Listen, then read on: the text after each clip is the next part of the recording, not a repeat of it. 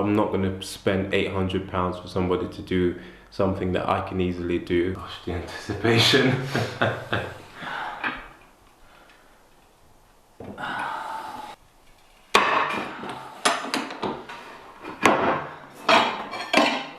I never rush because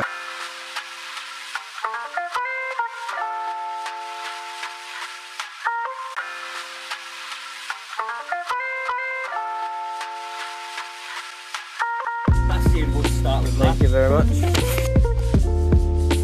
Hey guys, welcome back to the channel once again. Kenroy here. Now it's finally time for us to start the tiling in the kitchen. Now this is the part that Sapphire and I were so excited about because we chose these tiles which were pretty unusual by most people's standards. Now we were excited to see if what we had in mind with these tiles, once they were laid on the floor, how good they will actually look. And now it's time for us to do that, and I'm really excited about this.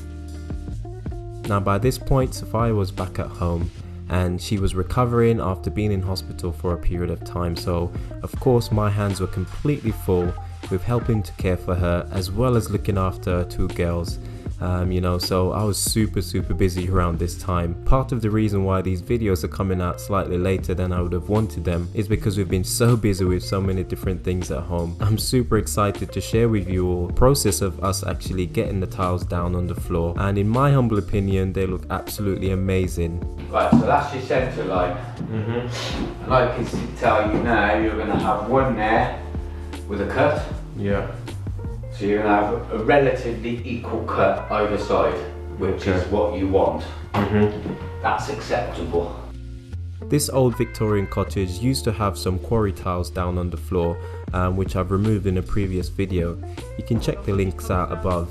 And we were so looking forward to actually putting down something a bit newer but with a retro look. And Sapphire and I, we decided on these tiles which are kind of like an art deco style, and we got them off a website called Tile Mountain. I'll put the link in the description below if you are looking for tiles. We were really happy with the service. It was pretty straightforward to order from, you know, and they had a good range as well, with different price points, which was really important for us. So are you happy now with these tiles? You're not going to change your mind on me or anything, are you? No, I think that ship has well and truly sailed, mate. Yeah, enhances the features of the field. You know, it is a cottage, so I like it. At the end of the day, it's like I say to my wife, in everything we do, Colourful. it doesn't matter what other people think. Yeah. You like it, that's all that matters, because you're doing it. Yeah. I like this guy. Oh yeah, but I was going for stone finish, just plain, and Ken was like, oh, I want a bit of character. And no. Ken, about Florida. Where are you going? When did you... Oh, I can't wait for all of this to be back to normal, Abby.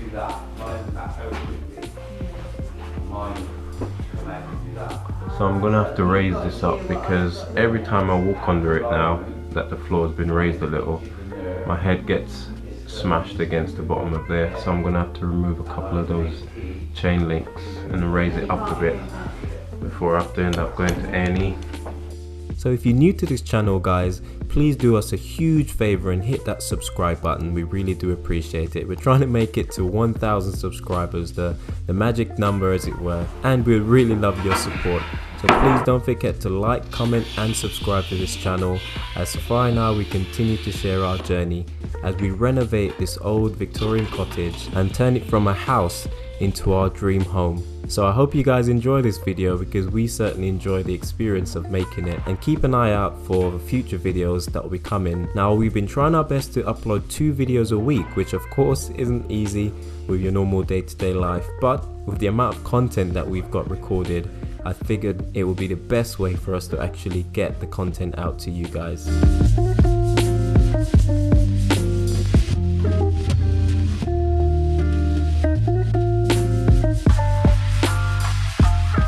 Gosh, the anticipation.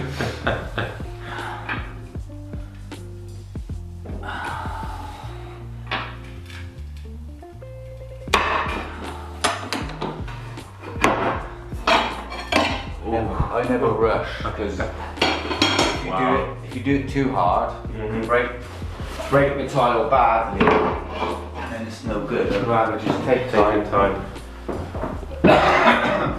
And we've not wasted a tile. Yeah, I mean, that is a thin sliver when you think about it. Yeah, that's what you don't want on the edge of your room. Yeah. That's why you set it Like the middle first. so you don't get any silly little cuts. Okay, so it's day number 7, yeah? Day number 7 of the renovation for our ground floor, kitchen and living room, and yeah, it's been a real struggle, lots of challenges getting here. I'm pleased to say that Sapphire is on the mend. You know, she's doing so much better, able to walk around, still in some pain and discomfort, but you know, it's sort of normal. We're just hoping that she'll, you know, her back will continue to improve. So yeah, we're just literally at this stage now when we're going to be getting our tiles fitted for the floor. Now this is the moment I was waiting for a long time, because we chose some really unusual tiles. I think not what you typically see people choose nowadays, but you know, we wanted something different. I allowed Sapphire to take the lead in this one. Actually, we didn't want to go for something plain and, you know, that looks sort of generic. Just something a bit different. So this is the style that we're working with. It's called an Oxford mix, and we got this from Tile Mountain, which is a really good website, quite affordable. They delivered it on time, you know, customer service was really good. They also do free samples, which they send out like pretty much the next day, which is really cool. So I definitely recommend them. And yeah, we went with sort of this tile with a pattern. They're a lot bigger than I thought they were going to be, I have to confess. But seeing them now on the floor, ta-da! Yeah, they look good. I do like them, and I'm just trying to picture the cupboards and the units over that side, where the sink is going to be over there. And we're going to have the hub, which hopefully will be delivered today from AO.com. We had to cancel it with Ren because unfortunately the one that we ordered was out of stock. We did get the oven, which is going to be over here. It's going to be a single oven with a grill. That's going to be in a tower going up this wall here. Extractor fan's going to be there. I need to figure out what we're going to do with this, because we originally had this tubing for our old extractor and it worked really well. The only downside is, you don't want to see what's in there. The only downside is aesthetically it doesn't look great just sort of sticking out over the cupboards. So I'm gonna have to try and figure out some way of making it look more pleasing. Now we've got sort of a copper theme with the door handles of our cupboards, so we're hoping to get a splashback which is glass, but on the insert of it there's copper, so it almost looks like it is copper. So, but I'm waiting for the measurements and the worktops to be done, the height of the extractor to be measured, and then we can order it to length. So hopefully that will be good. We'll be able to get it to the width and the height of the cooking area. So that's to come. And of course the radiator that I painted, I'm really happy with how this has turned out so far. So yeah, onwards and upwards. Now the downside to this whole project so far, the biggest drawback is that the floor has had to be raised by around 30 mil. That's around 3 centimeters for those who don't deal with millimeters. And which means that we've had to trim a bit off the bottom of the door, and I think, you know, we couldn't get around that really, because the floor was just so uneven underneath, and it was just a nightmare to try and level. So basically we're gonna have to go around trimming the doors. Only 2 doors downstairs, the entrance door and the living room one. We're gonna have to remove the skirting boards, which we started already, and raise them. We've already raised the radiator, which was ridiculously low to the floor for some strange reason. So the builder has kindly done that for me, which has been brilliant. Yeah. So the next thing that we need to do is figure out what we're going to do, whether or not we're going to keep these old fixtures which we had on the wall, or we're going to try and spend more than we had budgeted for and use some of these.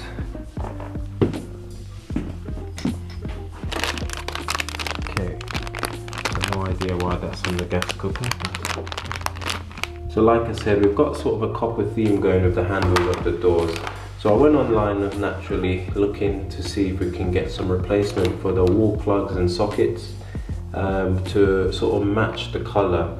And we found this company which is called Trendy Switch, and these are all plastic even though they look metal, but I can assure you they are plastic. They look really nice. They're not too far off the color of the handles. Actually, let me see if I can find one of the handles to have a look. Okay, so this is the handle which is going to be on the cupboards. Still in the package, I haven't taken them out yet, but it's a copper finish. Obviously these are metal, and it's not too far off from these switches, so if I can't find anything that matches closer to this, I think we might just end up going with these, and that's to replace all of these sockets that you can see on the wall. We're very fortunate to actually have quite a few sockets in this room. There's a double plug there, which was over the breakfast bar. There's a double one over there. There's another double one there. And then there's a single one here. So quite good. There's none lower to the floor, except for this one, which is an old one. I think that's been there for a very, very long time, which the fridge was connected to for an extension. And if you want to see really old, then you can have a look at this bad boy. I mean, I don't even know if that works anymore, but I definitely won't be plugging anything into that. The fridge is going to be here, so you know that will be hidden, so I might not even touch it. And yeah, so that's the plan. And I think that, you know, changing the switches will really complete the look. And there's one more idea that I've got. Now, if we are going to keep this silver ducting, what I'm planning on doing is actually spray painting this into a similar copper color. It might be overkill, but I suppose, you know, sometimes you got to go all in. And if it's going to be visible, then at least it will kind of look like it's supposed to be there. That's the hope anyway. So as it stretches across, go into the extractor, then I'll basically be able to sort of paint it or spray paint it copper, and it will look like the handles and the fixtures on the walls, so it all seemed like it was meant to be there. That's the hope anyway. So I'm just waiting for the builder to come back. He's just gone to get a trowel at the shop, at the DIY store, and once he comes back, then we're going to lay some tiles with this Mapei quick dry flexible adhesive, which you need when you're laying on, you know, plywood. You know, in case there's any shrinkage or any movement, you need the adhesive to actually be flexible. So we're going to be laying that, and I might even give it a go as well. I've never actually laid tiles before, so good time to start, I think, and catch my practice. So yeah, really excited times. And hopefully when this is all done, we're going to be moving some of the units which I've already started making from Ren. I'm going to move them into here. Now, of course, I said before, we chose flat pack, not only because we didn't have space to store all of them, but also it was a good £800 cheaper. And I mean, they're so easy to make. I've made up 4 of them so far. We've still got quite a few left, but I'm not going to spend £800 for somebody to do something that I can easily do, and we've saved ourselves tons of cash. So that's where we are on day 7. Hopefully there will be no more snags, no more hiccups. Looking forward to the oven and the hub being delivered today. And oven and hub, the hub and the extractor fan to be delivered today. And yeah, hopefully they'll arrive, no issues. Cost us a bit more because we had to sort of buy last minute from AO, and honestly the shortage of appliances is definitely real. So if you're actually looking to do a renovation like this, make sure you nail down your appliances as early as possible. Even if it means that you buy them separately from whoever you're buying your kitchen from, because the stock levels on AO, there was like 15 5-ring cooker hubs, but there was only 4 or 5 available. And if it's not the style and the design you're looking for, yeah, it's going to be a bit frustrating. So make sure you order early your appliances and get them in advance. Okay, so here you can see the builder actually mixing up the tile adhesive that will go down on the floor. He simply got a little rod that he attaches to his cordless drill, and yeah, it's a pretty ingenious and a pretty straightforward way of actually mixing this. Now depending on the surface you're actually laying these tiles on, you need to have different consistency, so you either make it quite runny or you can make it slightly thicker, so presumably it will go off a lot quicker that way. So like you saw in the previous section, the builder decided to start from the center of the room. So earlier on, while laying out the tiles dry, to see what they would look like and to get a sense of where he will need to make cuts, you'll actually see that he measured and put some lines on the floor, which allowed him to then figure out where he was actually going to put the first tile. And just like that, the first tile was down. All he needed to do was to be leveled, make sure that it was in the correct grid that he marked out, and once he got that one in, it was pretty easy to then carry on laying the others. Now I sped this bit up because of course, you know, it's pretty straightforward. You put the mortar down on the floor, the adhesive, and once the tile adhesive goes down, you simply then lay the tile, followed up by leveling it and actually using a tile spacer. So we went for around 5mm spacing on the floor, as these tiles were actually larger than your normal floor tiles, and I'm glad we did. It actually looks really nice. So the great thing about this Mapei tile adhesive which we're using is that it dries in around 3 hours. You can actually grout it and potentially walk on it, but obviously it's always best to leave it for as long as possible. And the idea was to do the entire kitchen except the entrance where we'll be coming in and out of the house, and once the tiles were done, we would then focus on doing the cupboards. So probably in the next video, guys, I'll be showing you how we were able to assemble the cupboards for the kitchen, because like I said, we saved ourselves over £800 plus by deciding to actually build the cupboards ourselves. Now I was so blown away with how simple they were really. Once you did one, it was pretty straightforward, and we were able to save money by doing the cupboards ourselves. So I'll probably be bringing you that in the next video. But that's it for this video, guys. I hope you've enjoyed it. Like I said before, if you're new to this channel, please consider subscribing. We really do appreciate all your support. So if you have any questions, guys, please drop them in the comment section down below. We always respond to our messages and our comments. And thank you guys so much for all your support. As always, this is Ken Roy saying, I'll see you when you see me. Take care.